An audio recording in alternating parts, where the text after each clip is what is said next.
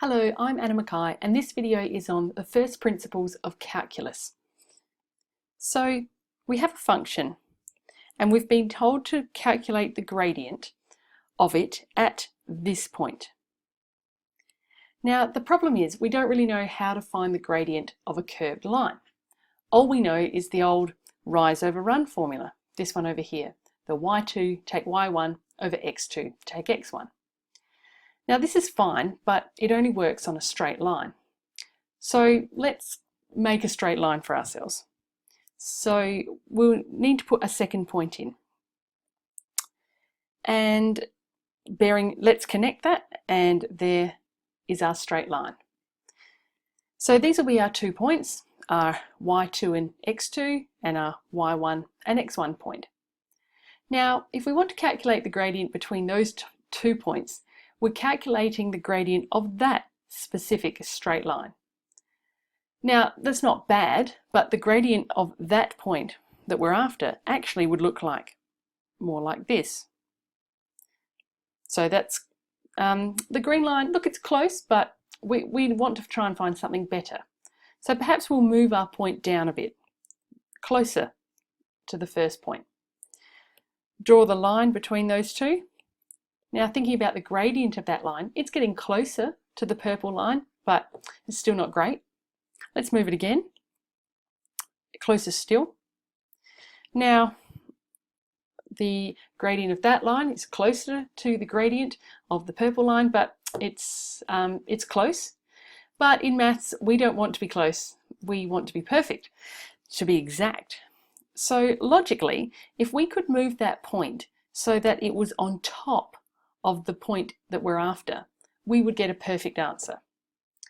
Now the problem with that though is, in terms of this rise over run formula, is that the y2 and y1 values would be exactly the same, and so would the x2 and the x1 values. So over here with that formula, you're essentially dividing 0 by 0, and you know that we can't have that. So let's be clever about it. Let's call this first point x.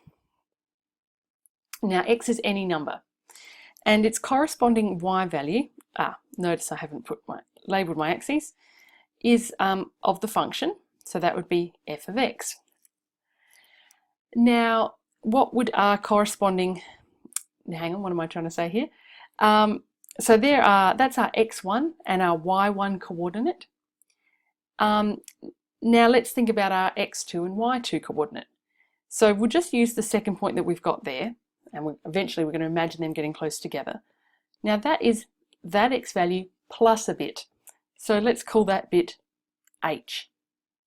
So therefore h is this distance in between here. That's our h. Now the smaller h is getting, the more accurate our measurements are going to be between those two. And we'd have a corresponding y function, or y point I mean. So that's f of that x value, which is x plus h. Now we've got our y2 and y1 and our x2 and x1. So let's write them using the old slope formula. So we're actually calculating the derivative here. So our y2 value is f of x plus h. Take away our y1, which is this f of x here. So take away f of x all over x2, which is, that's our x2, x plus h, take away x1, which is x. Now, as you can see, what's going to happen here when you simplify the denominator, the x's are going to cancel out. Perhaps I'll just scribble them out so you can see that. So we're going to be left with h as the denominator. Now, the smaller that this h value gets, the better it's going to be. We're going to get, it's going to be more accurate. However, if that h ever becomes 0, we are dividing by 0, and we're not allowed to do that. So we have to take an idea of h getting close to 0. It's called a limit as h approaches 0. And so that stops this being divided by 0. We're looking at it as it gets really close to 0. So here is our formula when we're working something out by first principles. So let's do an example now. So here is our first principles formula written down for us to refer to, and we'll just do the old classic x squared as our function. So how do we set this out?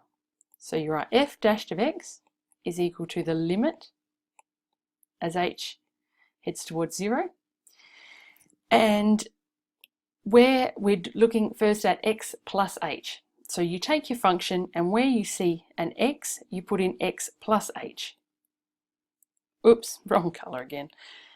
All right, so let's do x plus h all squared, take away f of x, which is x squared, all over h. So at the moment, if we were to allow h to be 0, we're dividing by 0, which we're not allowed to do. So you have to work with these, and they will always turn out in a way that h's will cancel out from the top and the bottom. So that's where you're heading towards. So you will usually have to expand the numerator. So expanding perfect square there, and then take away x squared all over h. And then things will cancel out. So the x squareds there will cancel out. And the terms that we've got left here each have an h in them. So let's write them out as a common factor, just so it's really clear to see what we're doing. So we're left with an h in the second term all over h. So now you can cancel out an h from the top and the bottom, and we rewrite what we've got left over, which is 2x plus h. And now we can think about this limit as h approaches 0. So if you think about it term by term, as h approaches 0 for 2x, it's not affected. Nothing's going to change because it doesn't have an h in it. And this term here with the h, well, as h is approaching 0, that's approaching 0. So that term is essentially disappearing. So all we're left with is 2x. And as you know from differential calculus that we've been practicing, the derivative of x squared is 2x. And that's how we find it from the first principles method. So that is the end of the differential calculus series. If you liked it, give it a thumbs up and subscribe to the channel. Thank you.